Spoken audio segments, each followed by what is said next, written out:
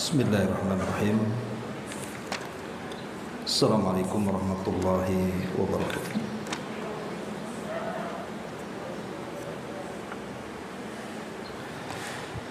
Alhamdulillah wassalatu wassalamu ala Rasulillah wa ala alihi wa sahbihi wa mawalah wa la hawla wa la quwata illa billahi wa ba'd. Alhamdulillah, di pagi menjelang siang ini kembali kita bisa berkumpul untuk thalabul ilmi di Masjid Nurul Hidayah Uskop Karini.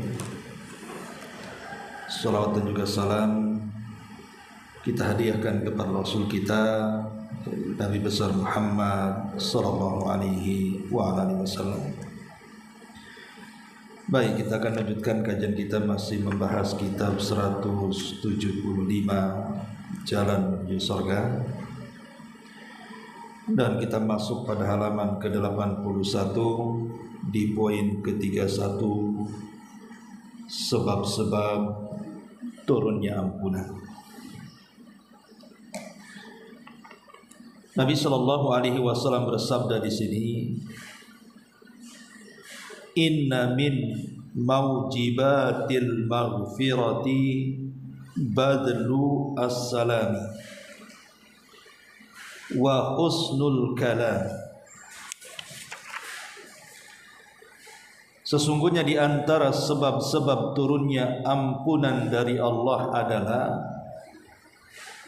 menyebarkan salam dan berbicara dengan kata-kata yang baik. Ma'asyiral muslimat yang dimuliakan Allah Subhanahu wa taala, bab ini ingin menjelaskan kepada kita tentang sebab-sebab kita mendapatkan ampunan dari Allah Subhanahu wa taala. Kita tahu bahwa ampunan Allah Subhanahu wa taala itu sangatlah luas. Sebagaimana Allah Subhanahu wa taala mengatakan, inna rabbaka wasi'ul maghfirah. Sesungguhnya Allah itu sangat luas ampunannya. Maknanya sekalipun seorang hamba memiliki banyak dosa, boleh jadi dosanya membumbung sampai ke langit atau memberat seberat bumi, kalau datang kepada Allah Subhanahu wa taala, maka dosa-dosa itu akan diampuni jika dia tulus meminta ampun. Karena Allah Subhanahu wa taala mengatakan, nabbi ibadi anni anal ghafurur rahim. Sampaikan berita kepada hamba-hambaku, kata Allah, sesungguhnya saya ini zat yang maha pengampun lagi maha penyayang. Artinya Allah Subhanahu wa taala yang menghabarkan kepada kita, sebagaimana tadi disebutkan dalam surah Al-Hijr ayat 49, nabbi ibadi, sampaikan habarku kepada hamba-hambaku, anni anal ghafurur rahim, bahwa saya ini adalah zat yang maha pengampun juga maha penyayang. Jadi yang memerintahkan kita untuk bertobat dari dosa-dosa yang kita lakukan itu Allah sendiri.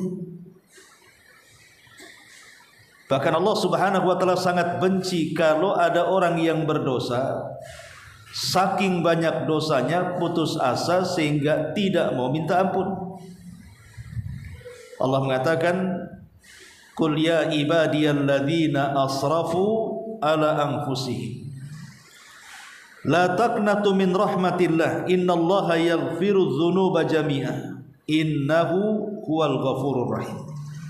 Dalam surah Az-Zumar ayat 53, wahai hamba-hambaku, katakan ya Muhammad, wahai hamba-hambaku, yaitu orang-orang yang sudah melampaui batas diri-diri mereka akibat banyak dosa yang dilakukannya, La taqnatu min rahmatillah, jangan putus asa dari kasih sayang Allah. Kenapa? Karena Allah mengampuni semua dosa, dan Dia adalah Zat yang Maha Pengampun lagi Maha Penyayang. Dari sini kita tahu bahwa ampunan Allah itu luas. Sebesar apapun dosa Allah akan ampuni. Bahkan Allah tidak suka dengan orang yang putus asa untuk meminta ampun. Ma'asyiral muslimat yang dimuliakan Allah Subhanahu wa taala. Makanya kalau kita lihat di dalam Al-Qur'an atau hadis-hadis Nabi sallallahu alaihi wasallam, Allah itu sangat menganjurkan kepada kita untuk senantiasa meminta ampun akan dosa-dosa kita.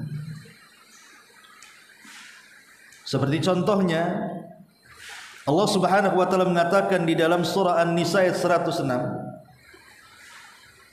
"Wastaghfirillaha innallaha kana ghafurar rahim." Mintalah ampun kepada Allah dari dosa-dosamu, karena sesungguhnya Allah Zat yang Maha Pengampun lagi Maha Penyayang. Ayat ini adalah perintah langsung dari Allah kepada Nabi. Jadi Allah memerintahkan Nabi kita Muhammad sallallahu alaihi wasallam untuk senantiasa istighfar, meminta ampun akan dosa-dosanya kepada Allah Subhanahu wa taala. Lalu dosa apa yang dilakukan Nabi? Sehingga Nabi sallallahu alaihi wasallam harus setiap hari mengucapkan astagfirullah itu setiap harinya paling tidak sekitar 70 sampai 100 kali. Dan itu setiap hari sampai beliau wafat. Dosa apa yang dilakukan Nabi sallallahu alaihi wasallam sebenarnya? Kita katakan bahwa istighfar itu bukan karena masalah dosa. Istighfar itu bukan hanya semata-mata masalah dosa, tapi istighfar itu juga dilakukan karena kelalaian. Boleh jadi kita lalai salat, sudah salat tapi mungkin tidak khusyuk salatnya, sudah salat tapi mungkin kurang tumakninah salatnya, baca Quran belum becus tajwidnya, belum bagus suaranya, belum baik tahsinnya, atau mungkin berpuasa lisannya masih berdusta, menggibah dan yang semacamnya. Terkadang kita ada kelalaian dalam ibadah.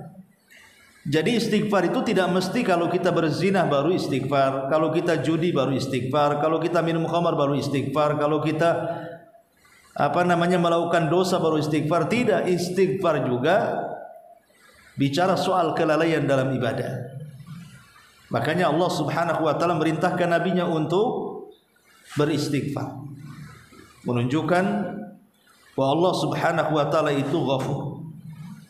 Kemudian yang kedua, Allah Subhanahu wa taala memerintahkan meminta ampun atau istighfar kepada Allah Subhanahu wa taala, atau bertobat kepada Allah Subhanahu wa taala itu dengan perintah yang cepat. Artinya kalau kita melakukan kesalahan jangan ditunda-tunda untuk bertobat. Allah mengatakan dalam surah Al-Imran 133, "Wasari'u ila maghfirati mir rabbikum." Bersegeralah kalian mencari ampunan dari Rabb kalian. Jadi jangan sampai menunda-nunda. Kalau sekarang kita berbuat salah, sekarang kita minta ampun. Wasari'u ila maghfiratim mir rabbikum, dan ayat yang sama Al-Hadid 21, sabiqu ila maghfiratim mir rabbikum. Bersegeralah kalian, berlomba-lombalah kalian di dalam mencari ampunan Rabb kalian. Dan yang ketiga, Allah sendiri yang membuka peluang ampunan. Kapan itu? Di sepertiga malam akhir. Allah Subhanahu wa taala disabdakan Nabi sallallahu alaihi wasallam, "Yanzilu rabbuna ila sama'id dunya fi kulli thulutsil lailil akhir wa dzalika kulla lailatin." Jadi Allah Subhanahu wa taala turun dari ketinggian menuju langit dunia, langit yang pertama yang kita lihat. Kemudian Allah turun di jam berapa? Di sepertiga malam akhir. Dan itu setiap malam. Kemudian Allah Subhanahu wa taala membukakan ampunannya kepada kita dan mengatakan, man yad'uni fa astajibalah wa man yas'aluni fa utiyah wa man yastaghfiruni fa aghfiralah. Siapa yang berdoa ku kabulkan, siapa yang minta ku beri, siapa yang minta ampun istighfar ku ampuni dosa-dosanya. Cukuplah 3 poin ini bahwa Allah Subhanahu wa taala memerintahkan nabinya untuk beristighfar. Bahwa Allah Subhanahu wa taala memerintahkan kita kaum muslimin untuk berlomba-lomba mencari ampunan dari Allah. Bahwasanya Allah Subhanahu wa taala membuka dengan tangannya ampunan dari hamba-hambanya. Ini semua menunjukkan bahwa Allah itu luas ampunannya.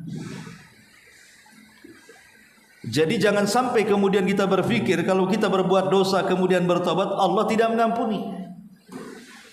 Tapi harus ada keyakinan bahwa dosa sebesar apapun Allah pasti senang dengan kedatangan kita saat kita bertobat kepada Allah Azza wa Jalla. Lah dalam bab ini pengarang ingin menyebutkan di antara sekian sebab. Bukan ini saja. Sebab-sebab mendapatkan ampunan Allah Azza wa Jalla itu banyak. Baik, kita akan bacakan secara singkat. Ini salah satunya.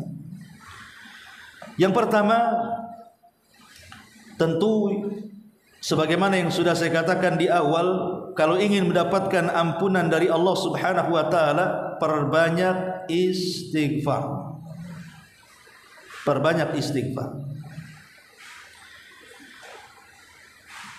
Ini sebab pertama. Kemudian yang kedua, menjaga sholat.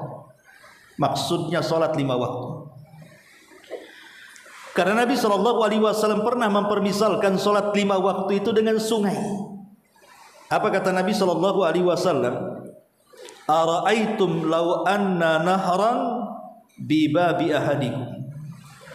Bagaimana pendapat kalian, kata Rasul, kalau di depan rumah ibu itu ada sungai? Buka pintu saja sudah sungai.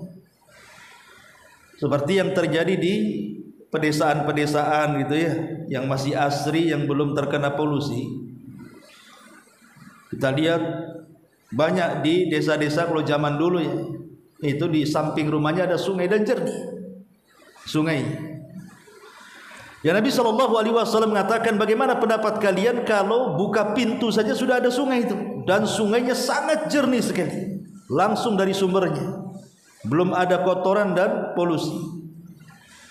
Kemudian kata Nabi SAW, yaghtasilu minhu kulla yaumin 5 marratin, dan kalian mandi setiap hari 5 kali. Jangan mandi 5 kali, 2 kali saja kalau betul mandinya, bukan gaya bebek ya, tetapi betul-betul mandi itu sudah bersih badan itu. Macam mana pula 5 kali? Pada masuk angin gitu ya. Tapi ini kinayah bahwa kalau 2 kali 3 kali mandi sehari saja bersih, macam mana pula mandi 5 kali dengan mandi yang benar? Tentu lebih bersih lagi. Kata Nabi SAW, itulah permisalan solat 5 waktu ketika membersihkan dosa-dosa kalian.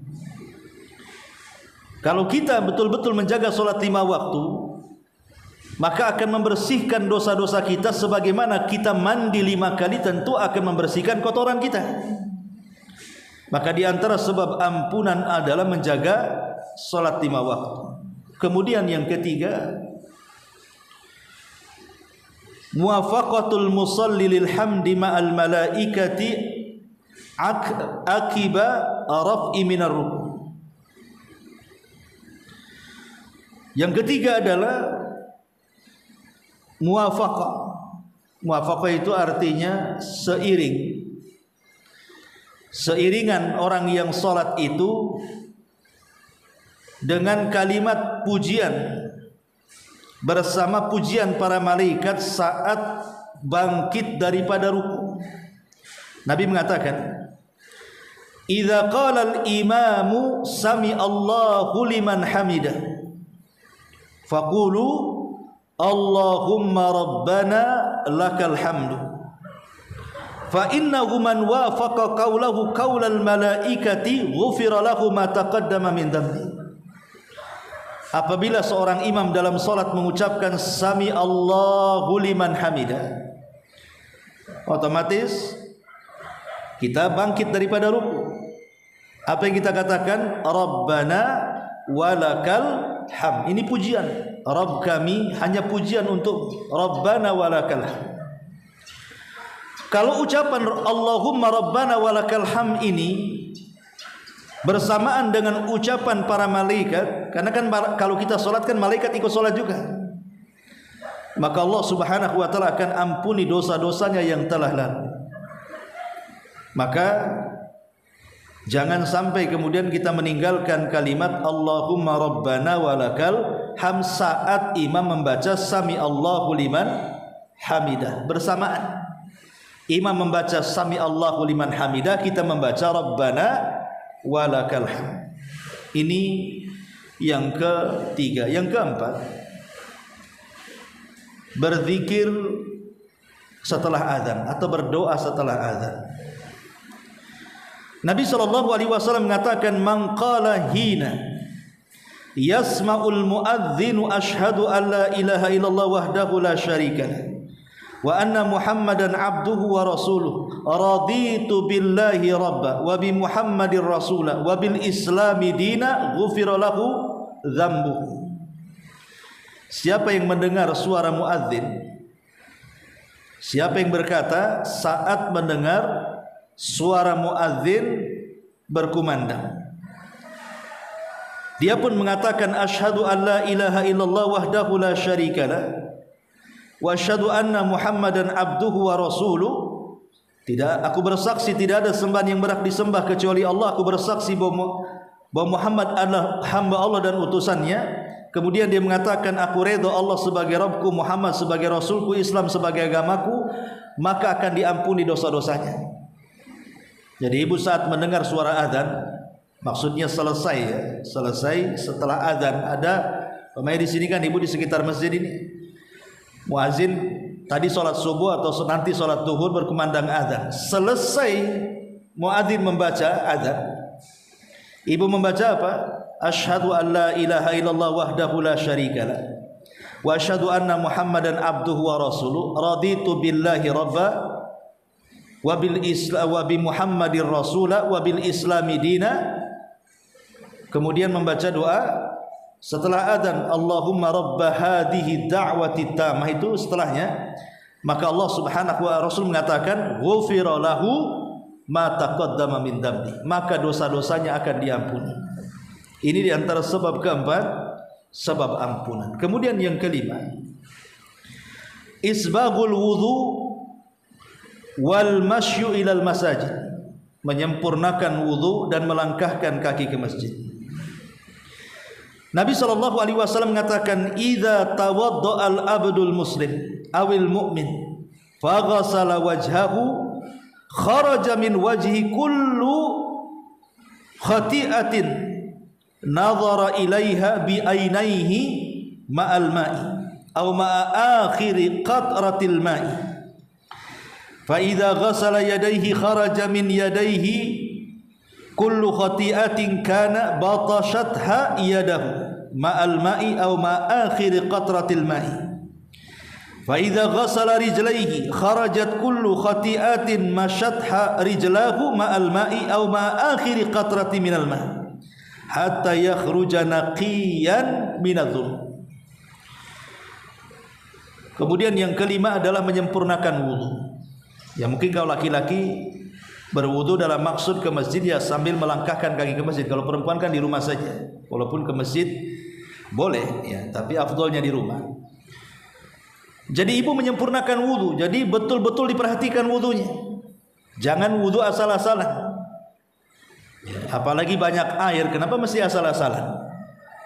Ya betul-betul diperhatikan ketika mencuci tangannya, membasuh wajahnya, membasuh tangan kemudian kepala sampai kakinya, betul-betul diperhatikan, dilakukan dengan cara santai dan tidak tergesa-gesa. Apa kata Rasul? Apabila seorang hamba muslim berwudu kemudian mencuci wajahnya, maka setiap kesalahan dari wajahnya seperti mata yang suka memandang yang haram, mata selalu memandang sepandang-pandangnya sehingga tidak terjaga, maka dosa-dosa mata itu akan jatuh bersama jatuhnya air wudu saat berwudu atau di akhir tetesan air wudunya. Kemudian barang siapa yang mencuci kedua tangannya, maka akan keluar kesalahan dari tangan yang dilakukannya bersama air wudunya atau bersama tetesan air wudunya. Pertama tetesan akhir air wudunya. Mungkin tangan ini pernah memukul, tangan ini pernah membiarkan yang harusnya dibela tidak dibela, tidak mau menolong orang, tidak mau mengangkat barang orang, dan tidak mau mengisyaratkan, tidak mau memberikan petunjuk, pokoknya tidak mau nolong orang istilahnya. Ada kecelakaan, bukannya berhenti dibantu, lewat saja kan gitu. Mungkin tangan kita banyak berdosa, tapi dengan wudu ini kesalahan tangan kita bisa dihapuskan dosa-dosanya dengan seiring air wudu yang menetes dari tangan kita. Kata Nabi, dan barang siapa yang mencuci kedua kakinya. Mungkin ibu kakinya dilangkahkan ke tempat gibah ke tetangganya atau ke kawannya, entah untuk menggibah, untuk mendusta, untuk berzalim, menghina, mencaci, memaki, mengadu domba, pokoknya kakinya dilangkahkan entah kemana, ke tempat-tempat haram. Maka apabila dia mencuci kedua kakinya, keluar kesalahan-kesalahan kaki yang dilangkahkannya bersama air wudu atau akhir tetesan air wudunya, sampai betul-betul selesai keluar wudunya, dia pun bersih dari dosanya. Maka penting memperhatikan wudu, apalagi wudu bagian daripada syarat salat. Kemudian yang keenam, di antara sebab ampunan adalah al-adzan. Tentu ini bagi laki-laki ya. Kalau bagi perempuan bisa saja adzan sendiri, qomat sendiri, salat sendiri. Tidak pula kemudian pakai pengeras suara, tidak perlu. Boleh perempuan wanita azan di rumahnya saja, tapi tidak usah buka jendela kemudian sengaja dikencangkan ke jendela tetangganya. Ya cukup dirinya saja dan keluarganya yang mau sholat gitu. Laki-laki kan ke masjid. Maka seorang muadzin untuk melaksanakan sholat 5 waktu itu, Nabi SAW mengatakan, innallaha wa malaikatahu yusalluna ala saffil muqaddam wal muadzin. Di sini wal muadzin yughfar lahu madda sautihi, dan seorang muadzin akan diampuni dosanya sejauh suaranya didengar manusia. Makin kencang suaranya makin banyak ampunannya. Makanya ibu kalau punya anak laki-laki, ajari adzan supaya dia menjadi muadzin di salah satu masjid atau mushola, karena adzan itu bagian daripada asbab maghfirah. Kemudian yang nomor 7, taqwallahi azza wa jalla, bertakwa kepada Allah subhanahu wa ta'ala. Dan takwa itu artinya khauful abdi minallah fi sirri wal alan. Jadi hakikat takwa itu perasaan yang tertanam, rasa takut yang tertanam dalam hati, baik ketika ibu sendiri ataupun ketika ibu berada di keramaian. Jadi kalau ibu bisa menanamkan perasaan takut kepada Allah, baik ketika ibu sendiri atau dikala ibu berada di keramaian, tetap ibu menanamkan perasaan takut, berarti ibu seorang yang bertakwa. Karena ada orang yang ketika di keramaian orang, dia tidak akan bermaksiat karena malu dipandang orang. Tapi saat ibu bersendirian, ibu bermaksiat dengan handphonenya. Entah memandang sesuatu yang tidak boleh dipandang, entah melihat sesuatu yang tidak boleh dilihat, entah menulis sesuatu yang tidak boleh ditulis, entah menyebarkan sesuatu yang tidak boleh disebarkan saat sendirian. Maka ketika di keramaian dia tidak maksiat, saat sendirian dia maksiat, itu bukan takwa artinya. Karena takwa itu menanamkan perasaan takut saat ibu sendiri ataupun di keramaian. Dan Nabi SAW mengatakan, dan Allah mengatakan dalam surah Al-Anfal ayat 29, ya ayyuhalladzina amanu in tattaqullaha yaj'al lakum furqana wa yukaffir ankum sayyi'atikum wa yaghfir lakum wallahu dzul fadlil adzim. Wahai orang-orang yang beriman, bertakwalah kepada Allah. Allah akan jadikan kalian pembeda antara hak dan yang batil. Allah akan hapuskan kesalahan kalian. Allah akan ampuni dosa-dosa kalian. Jadi takwa itu menyebabkan ampunan Allah. Kemudian yang kedelapan, berdoa setelah wudu. Berdoa setelah wudu. Nabi SAW mengatakan, ma minkum min ahadin yatawadda fayublighu aw yusbighu al-wudu'a thumma yaqulu asyhadu an la ilaha illallah wa anna muhammadan abduhu wa rasuluh illa futihat lahu abwabul jannah ats-tsamaniyah yadkhulu min ayyi sya'ah, kata Rasul. Siapa di antara kalian berwudu dan dia sempurnakan wudunya, kemudian selesai berwudu dia ucapkan kalimat ini, asyhadu an la ilaha illallah wa anna muhammadan abduhu wa rasuluh. Cukup dua kalimat syahadat ini, kecuali pintu-pintu sorga yang 8 akan dibuka kepadanya. Kalimat pintu-pintu sorga akan dibukakan kepadanya menunjukkan apa? Menunjukkan orang yang masuk sorga itu tidak punya dosa. Karena kalau punya dosa itu nggak akan bisa masuk sorga, kecuali kalau memang dapat syafaat atau rahmat dari Allah Subhanahu wa ta'ala. Kemudian yang nomor 9, berzikir pada setiap saat. Nabi SAW mengatakan, ma'alal ardi ahadun yaqulu la ilaha illallah wallahu akbar wala hawla wala quwata illa billah illa kuffirat anhu khatayahu walau kanat mithla zabadil bahri. Tidaklah seorang pun yang hidup di permukaan bumi dan senantiasa mengucapkan 3 kalimat. 1, la ilaha illallah. 2, Allahu akbar. 3, la haula wala quwata illa billah. Kecuali dosa-dosanya akan diampuni walaupun sebanyak bilangan buih yang ada di lautan. La ilaha illallah, Allahu akbar, la haula wala quwata illa billah. Ini bagian daripada zikir. Bacalah di setiap saat. Kemudian yang nomor 10, berdoa saat memakai pakaian. Nabi mengatakan, man labisa thawban, siapa yang memakai pakaian. Faqala, dia mengatakan, alhamdulillahilladzi kasani hadha thawba wa razaqanihi min ghairi haulin minni wala quwwah. Ghufira lahu ma taqaddama min dzambi wa ma ta'akhkhar. Siapa yang memakai pakaian dan dia pun berdoa, ya alhamdulillah, segala puja dan puji hanya milik Allah yang telah memberikan pakaian kepadaku sehingga aku bisa menutup aurat, dan telah memberikan rizki kepadaku di mana tidak ada kekuatan kecuali milikku, milik Allah maksudnya, dan tidak ada daya dan kekuatan kecuali milik Allah Azza wa Jal, maka Allah akan ampuni dosa-dosanya. Doa selepas menggunakan pakaian. Kemudian yang nomor 11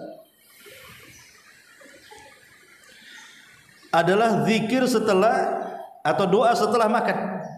Jangan lupa Bu, berdoa setelah makan. Walaupun ini perkara remeh, tapi lihat kata Nabi SAW, man akala ta'aman thumma qala alhamdulillahilladzi at'amani hadha ta'am wa razaqanihi bi ghairi haulin wala quwwah ghufira lahu ma taqaddama min dhanbi.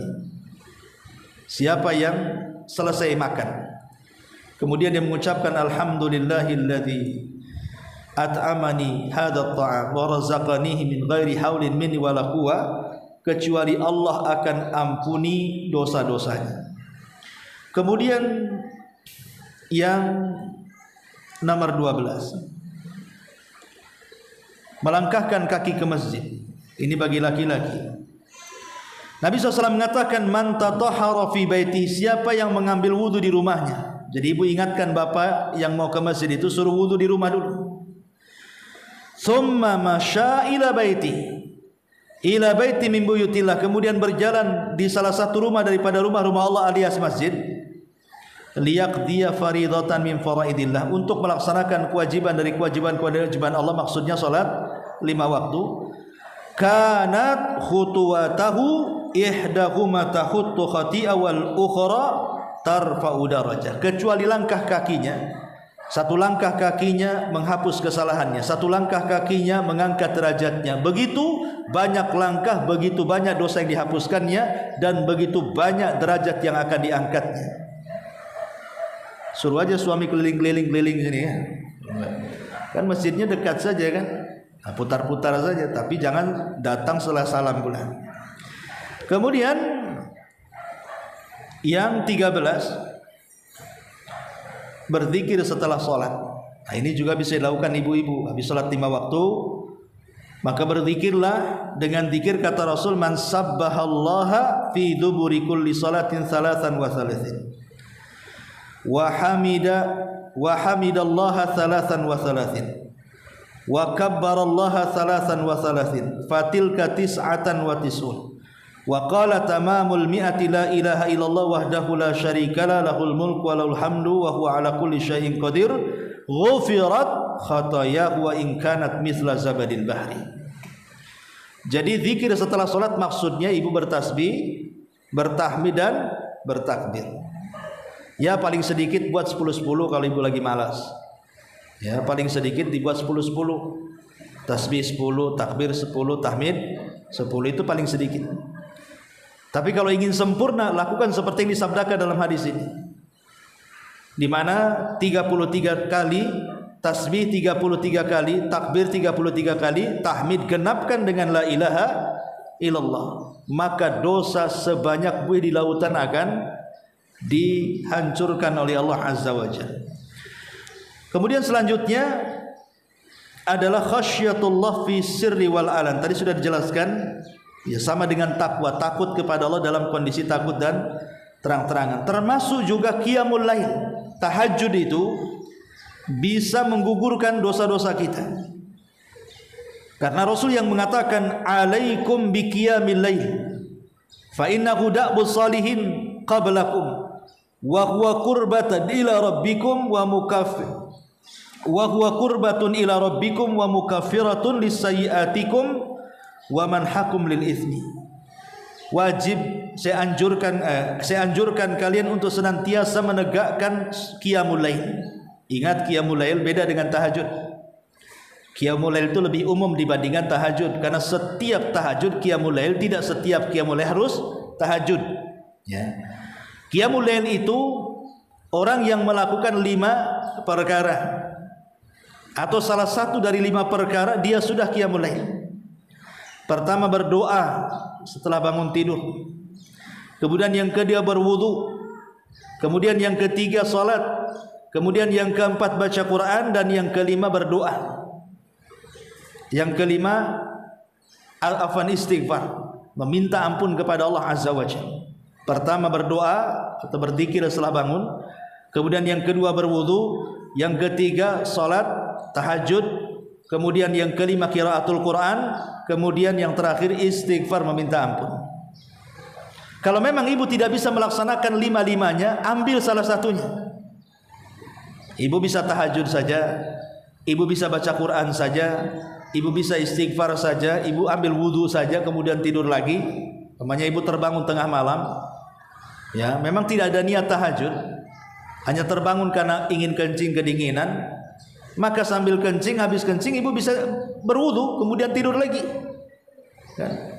Atau bisa ibu baca istighfar 3 kali, itu sudah dianggap qiyamul lail gitu. Maka Nabi SAW mengatakan alaikum biqiyamil lail, jagalah oleh kalian qiyamul lail.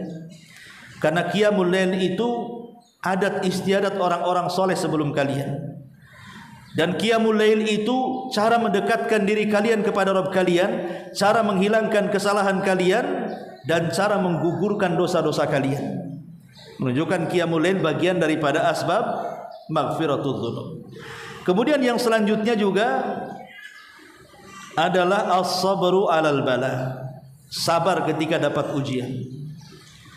Sabar ketika dapat ujian. Ujian macam-macam, entah ujian kesehatan, ujian ekonomi, ujian anak-anak, ujian suami, ujian tetangga, macam-macam kan ujian itu. Ibu sabar, maka kesabaran itu akan membuahkan hasil di mana tanpa sadar ibu tidak banyak beramal soleh, tapi dosa-dosanya sudah diampuni. Sabar itu tidak harus seperti sholat, harus berwudu kemudian capek gitu ya, jungkir balik dengan bacaannya. Tidak harus lapar dengan puasa dari pagi sampai sorenya, tidak harus dengan haji, tidak. Sabar itu diam saja.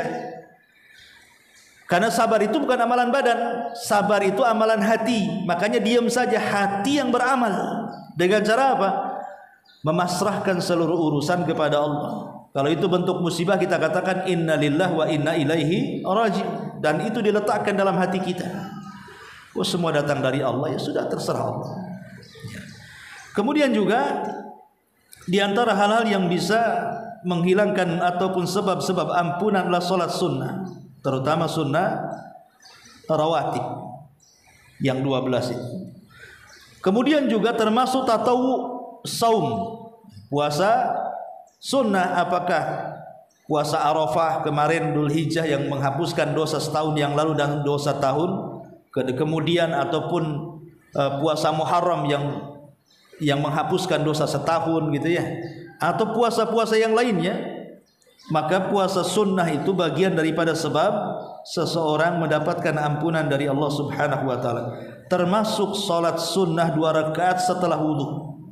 Ibu wudu masih basah, belum kering, 2 rakaat setelah wudu, maka 2 rakaat setelah wudu bagian daripada amalan yang menyebabkan ampunan. Termasuk juga ibu berwudu sebelum tidur. Berwudu sebelum tidur, maka sepanjang tidur ibu itu akan didoakan ampunan oleh para malaikat agar dosa-dosa kita diampuni, dan malaikat mengatakan, ya Allah ampuni orang ini, ya Allah rahmati orang ini.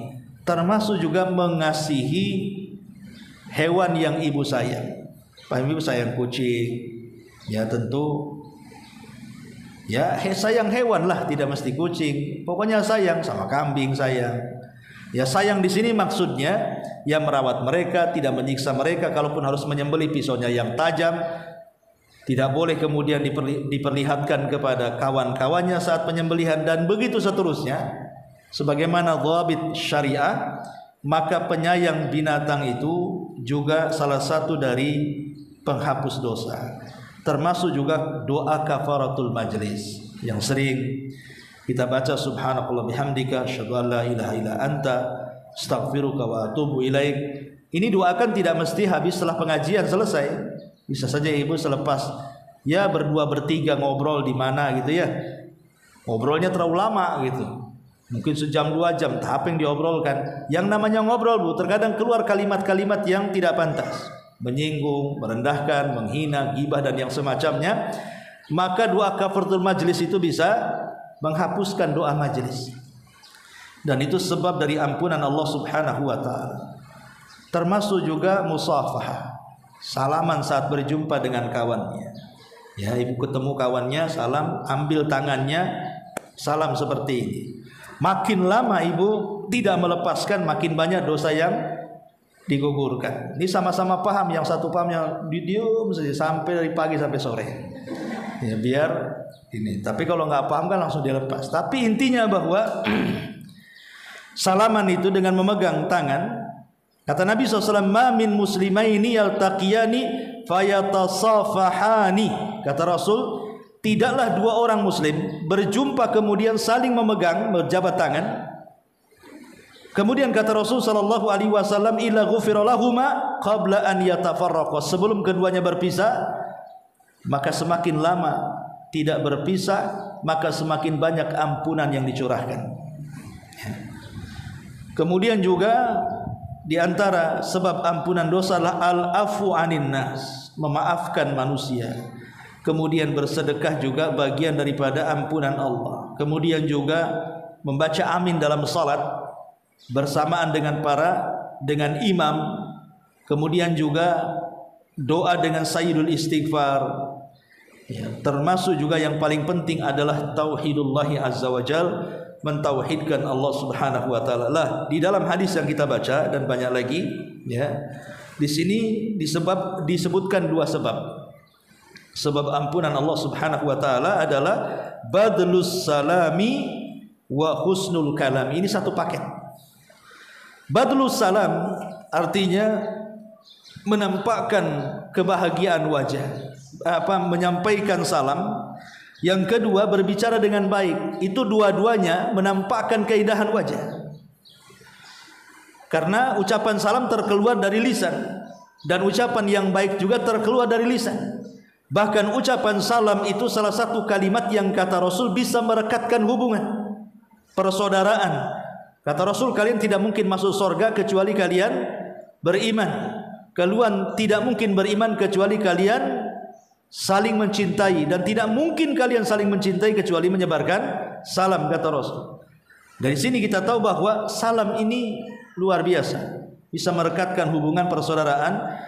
Dan yang lebih luar biasa lagi setelah mengucapkan salam adalah mengucapkan kalimat-kalimat yang santun, kalimat-kalimat yang indah dan tidak asal bicara. Inilah diantara sebab-sebab ampunan yang dijadikan poin oleh pengarang sebagai jalan menuju surga Allah Azza wa Jalla. Baik, sampai di sini kita berhenti. Sebelum saya tutup, silakan kalau yang bertanya.